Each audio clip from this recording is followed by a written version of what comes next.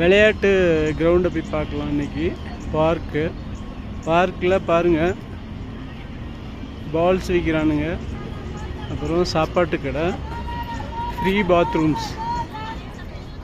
காசு கொடுத்து போகணுன்னு அவசியம் இல்லை, ஃப்ரீயாக போய்க்கலாம். இண்டிஜினியஸ் பீப்புள், இந்த ஊரோட இண்டிஜினியஸ் பீப்புளோட ட்ரெஸ்ஸு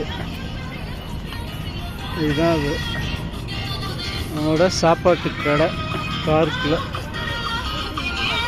போனால் இது வந்துட்டு ஃப்ரூட்ஸ் கடை இருக்குது. ஃப்ரூட்டில் இது பழத்தை வெட்டி வச்சுருக்கானுங்க. அவ்வளோதான்.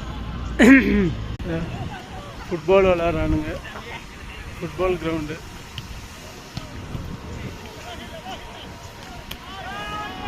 கவர்மெண்ட்டோட ஃப்ரீ ஃபுட்பால் ஏரியா இது.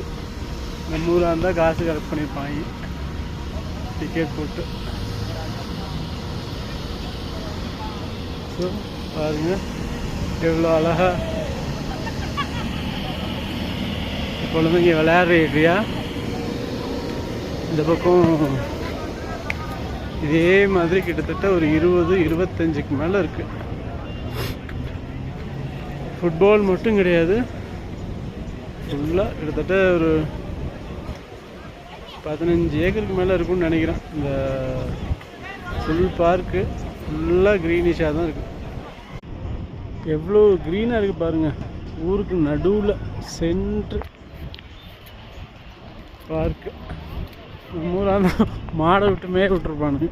அந்த பக்கம் ஃபுல்லாக ஃபுட்பால் ஏரியா, இந்த பக்கம் பேஸ்கெட் பால் ஏரியா இருக்குது ஃபுல்லாக. இதுவும் கிட்டத்தட்ட எத்தனை பண்ணி கொடுத்துருக்கானுங்க, 1 2 3 ஃபுல்லாக தெரியுது. அவங்களுக்கு தெரியுதுன்னு நினைக்கிறேன். ஃபுல்லாக பேஸ்கெட் பால்ஸு. அந்த பக்கம் போகணுன்னா, அதுக்கு அந்த பக்கம் போகணுன்னா இது அது என்ன பால், வாலிபால், அதை விளாட்றானுங்க. எவ்வளோ அழகாக க்ரீனிஷாக இருக்குது. ஓகே, இந்த மாதிரிலாம் நம்ம ஊரில் ஒரு பார்க் இருந்ததுன்னா எப்படி இருக்கும் நினச்சி பாருங்கள். மெரினான்னா எவ்வளோ கன்ஜஸ்டடாக இருக்கும். மெரினாவில் எவ்வளோ அழுக்கு பார்த்தீங்களா? இது வரைக்கும் ஒரு குப்பையாவது கிடக்கா பாருங்கள் கீழே. அழகாக அந்த டஸ்ட்பினில் எடுத்து போடுறாங்க.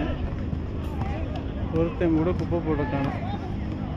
ஒரு பேப்பர் கிடையாது வெளியில்.